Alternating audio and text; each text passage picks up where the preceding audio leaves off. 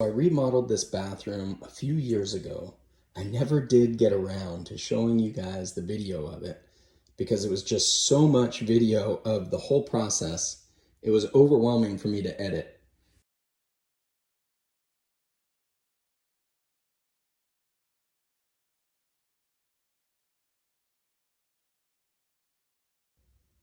And then you can see the after here. I poured the concrete for this countertop. I laid it out, I epoxied it. We just repainted the cabinets and added some hardware. I tiled the floor, tiled the shower, put in a new tub, put in the door. I made the frame around the mirror. Anyways, the point of this video is when I did this, I never got a chance to seal the tile. You can see all the dirt that's in here.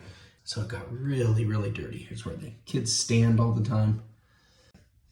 I thought that I would just have to scrape out the grout, re-grout it, and then seal it. I had no idea that I could clean it so easily. I just grabbed the toilet bowl cleaner. I pour some on the grout. I'm gonna do a quick spot. Right here in the dirtiest spot, we'll just do one spot right in the middle so you can see the results. And then I'm going to do the whole floor. Doesn't take much. Look at that, it's already cleaning. Doesn't even need the dwell time. It may work better with some dwell time, like less scrubbing, but right there, you can see the results. It cleaned right up. So this was Unsealed Grout.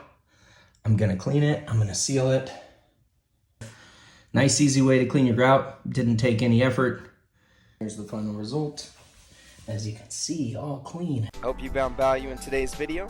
If you'd like to find out more about IUL and the whole life, check out these videos right over here, and we'll see you next time.